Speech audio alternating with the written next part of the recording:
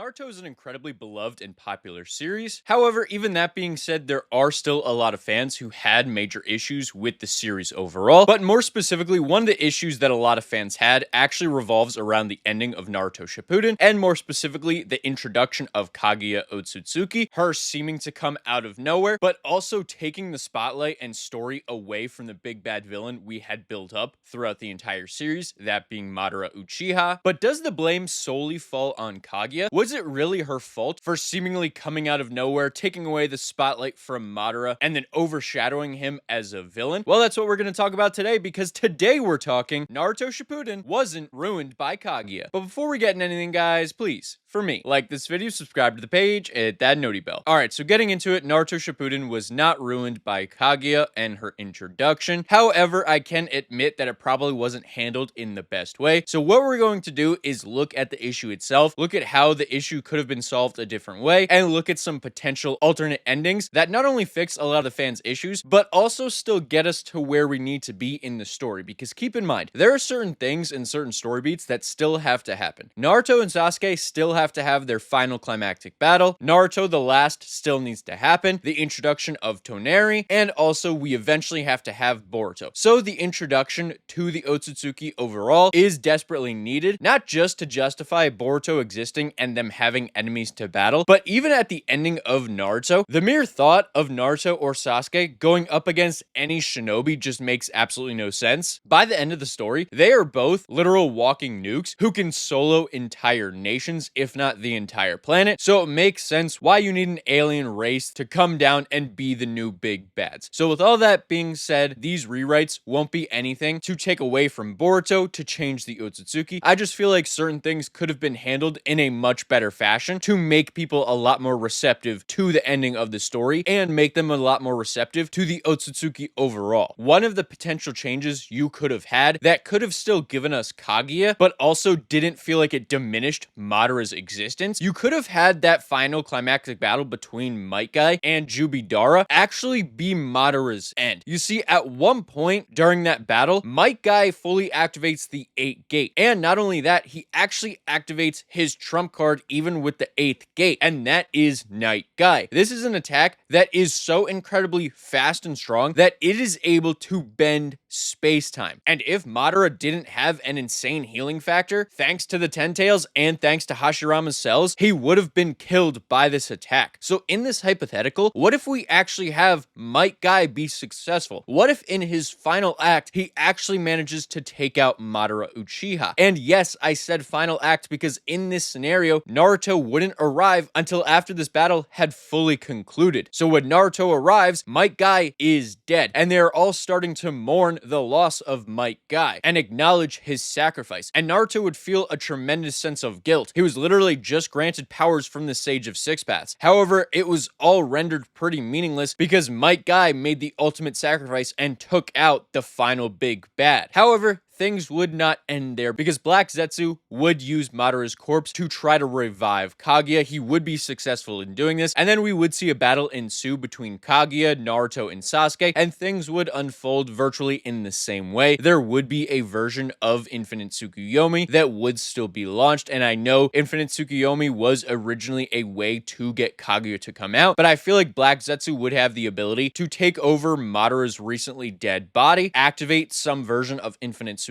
in order to trap multiple people. Sasuke would then swoop down to save Naruto, Kakashi, and Sakura, ensuring they're not trapped in the Infinite Tsukuyomi, and then we would get the same battle we got before between Team 7 and Kaguya. However, we wouldn't have this hollow feeling that Madara got his story taken away, that Madara simply got his back blown out at the last second and the story shifted to the Otsutsuki. Instead, it would feel a lot more organic. But aside from that, pretty much everything else would remain the same. They would ultimately seal Kaguya away, and we would still get that final battle between Naruto and Sasuke. However, fans in this scenario might still feel a certain type of way because the big bad villain, although he does get his time to shine, and although he does get his final proper moments, he isn't taken out by the main heroes of the story. And that could leave a lot of people feeling a certain type of way about the story overall. A lot of people like to see the main heroes triumph over the main villain, especially if he's been teased throughout the entire series like Madara was throughout throughout all of Naruto. So that being said, one of the other things that we could have changed is after Madara receives that damage from Night Guy, he is able to regenerate and restore his own health, only to find that Naruto and Sasuke are right in front of him with their boosts they received from Hagoromo. We then see the battle that we ended up seeing before between Sasuke, Naruto, and Madara. However, this battle actually goes a little bit different because after Infinite Tsukiyomi is unleashed, Black Zetsu is not able to just punch straight through Madara. Instead, we see a full battle throughout multiple episodes between a fully powered Madara and the remnants of the shinobi that still exist, that being Team 7 and also Obito. And throughout this battle, a lot of the things would happen very similarly to how they did before. The only thing that would be different is Madara would not be changing realities, shifting throughout all different dimensions with Team 7 and Obito. Instead, most of the battle would take place on Earth. However, it is not out of the realm of possibility to assume that Madara could do some interdimensional traveling throughout this battle, so we could still see something like that in this fight. However, the most important things to note from this battle is that we would actually get Obito's sacrifice during this fight, and it would be an act of defiance against Madara, because keep in mind, Obito was the ultimate pawn of Madara. And although we know that Obito never actually trusted Madara, in fact, he never liked him at all, he never considered him a comrade, they were allies throughout this battle. They were working together since Obito was literally a teenager. And throughout a lot of his life, Obito was manipulated to the point where he took on the identity of Madara and carried out his wishes. And these were things that were set up very long ago by Madara. Madara literally created a situation in which Obito would see the death of Rin at the hands of Kakashi, all to ensure that Obito would fall into the depths of despair. So in Obito's final moments, deciding to stand in between Sasuke and Madara in some type of final attack, similar to how he did between Kaguya and Sasuke, would just be a really awesome moment for the character. And then you could also have another moment between Naruto and Obito where Naruto is trying to save Obito and it ends up just being a futile effort. And after Obito ends up meeting his demise, you could have a moment similar to how you did in the original series between Obito and Kakashi and mention some things that they had talked about, but also mention some things that Naruto had said to Obito. The fact that Kakashi raised a very stubborn student, but at the end of the day, that very stubborn student was right, and Obito was not going to serve Madara. And in one final act of defiance, we would see DMS Kakashi be born. And because Madara knows Obito very well, he would very quickly realize when he sees DMS Kakashi that this was power granted to Kakashi thanks to Obito, once again highlighting his defiance until the very end against Madara, giving Obito an even better full circle moment than we initially got in the original series. And the battle would finish in essentially the same way that they defeated Kaguya. All of Team 7 would work together to defeat and seal Madara away, seemingly ending the war, only to have Sasuke go a little bit crazy at the end and battle Naruto. They have the exact same fight they had with their insane abilities that culminate in the destruction of one of their arms, taking off the seal granted to them by Hagoromo. However, both of them still have the boost that they received overall, and they also get the teases of Kaguya, and they start to wonder why Hagoromo mentioned her at all. So as we exit the Fourth Great Ninja War, we would know that there's another threat looming. We would know that this isn't the end of everything. And after we see a little bit of a time skip similar to how they did in Naruto Shippuden of about 2 years, we would see Sasuke out on his mission of atonement, but he would be gathering information, trying to figure out the mystery that is Kaguya, and eventually he would be able to find something, and that something would lead him to the discovery of Kaguya overall, the Otsutsuki clan. And during this whole time, Black Zetsu would be scheming and working in the background to be able to locate Madara's corpse and actually reanimate it in a way that allows Kaguya to be revived. So she would eventually get revived and have to battle against Naruto and Sasuke. However, it wouldn't be a Naruto and Sasuke at the age of 17. It would instead be at the age of around 19. After a little bit of a time skip, after the war has been over for multiple years, Naruto is fully acknowledged as a hero, and Sasuke has fully been acquitted of all his crimes, and he had already started his mission of atonement. However, a key thing to note here, we actually wouldn't see a battle between Team 7 and Kaguya in this scenario. Instead, it would be a battle between Naruto and Sasuke and Kaguya, and I feel like this would be a great way to showcase how much stronger Naruto and Sasuke have gotten over the course of this time skip, because not only have they had a ton of time to hone the new abilities and skills they had been granted by Hagoromo in the Fourth Great Ninja War, but also keep in mind, Naruto not only has access to all the other tailed beast chakra, he now also has the entire other half of Kurama. So it stands to reason that he and Sasuke would be a lot stronger by this point. So much stronger, in fact, that they wouldn't need the help of Sakura and Kakashi to defeat Kaguya. And this also wouldn't feel that diminishing for Kakashi and Sakura because they would have gotten their moment of Team 7 defeating Madara. Whereas this would actually just be a way to showcase how much stronger and how much more capable Naruto and Sasuke have become since the time skip. How much they've truly honed their abilities. And then we get a few episodes of them taking down Kaguya, of Infinite Tsukuyomi seemingly being launched once again, and practically the whole world being under her control, only to be inevitably defeated by Naruto and Sasuke. Now, one thing they would have to do a little bit differently is they don't have that Sage of Six Paths planetary devastation anymore because the seals on both of their hands would have been blown off along with their arm. However, I feel like by this point, they do have the power to be able to defeat Kaguya, the two of them together, without any type of sealing technique. However, one thing that I think really still needs to happen is the fact that Kaguya would be shifting throughout multiple dimensions, and as a result of this, maybe Naruto and Sasuke aren't able to get out of that dimension, and although Sasuke has been trying to hone his abilities with the Rinnegan, maybe he hasn't fully mastered travel between dimensions yet. He can travel between locations. However, traveling between different dimensions is something that he might not be able to do by this point. So it's at this point we see the moment we saw at the end of the Fourth Great Ninja War, and that is Hagoromo using all the previous Kage to summon Naruto and Sasuke back to Earth. And it's at this moment we see Naruto and Sasuke seeing all of the former Kage interacting with him, and probably most importantly, Naruto getting to interact with Minato and have their final moments together, an emotional, heartfelt goodbye, and a father knowing that his son officially accomplished the goal that he entrusted him with all the way back when Naruto was first born. And this would just feel like a very full circle moment for all characters involved. And considering the fact that we ultimately have to get Otsutsuki introduced into the story, it would make a lot of sense to have this introduction after the Fourth Great Ninja War is actually ended, because this way the major conflict that was all orchestrated by Madara wouldn't feel like it's getting taken away from Madara by a seemingly totally new entity that we've never heard anything about until the very end. This way we would have a little bit more teases of the character of Kaguya and of the Otsutsuki overall. And this would also give our heroes a little bit of time to investigate a little bit more thoroughly into the Otsutsuki. And then after this altercation with Kaguya, Sasuke would officially set out on his mission. That mission being to try to discover the ruins of Kaguya. Try to discover if there are more Otsutsuki out there. And if there are, they need to be ready to defend against that great threat. They've literally seen the power firsthand and how much damage an Otsutsuki can do. And then after this, you would be able to see Toneri and Otsutsuki, and once again hammering home just how much of a threat the Otsutsuki are. And I feel like this would all just lead to the story blending a lot better than it initially did, and a lot of people would feel a lot more satisfied overall with the fact that Madara got his time to truly shine in the spotlight, and the Otsutsuki got a little bit more fleshed out before the series ended. And I feel like it would make a lot of people dislike Boruto a lot less because they would have more investment in the Otsutsuki overall, because they would have been something that was explored a little bit more and fleshed out a lot better in Shippuden. But that's essentially all I have to me that addresses the biggest flaw in Naruto overall. Are there other issues with the story? Yes. However, I feel like even that being said, all those issues are overshadowed by this issue being so apparent by so many fans in the series overall. So if you fix this one thing, I feel like a lot of fans would be happy overall and would be a lot more lenient when it comes to other mistakes or other missteps that the series made along the way. But I'm interested to hear from all of you. Do you think this solves the issue of the ending of Naruto Shippuden? Or do you think the Otsutsuki are still an issue and should have been handled a different way? Let me know in the comments below. And while you guys are down there, please, for me, like this video, subscribe to the page, and hit that noti bell. And I'll see all of you in the next video. Goodbye.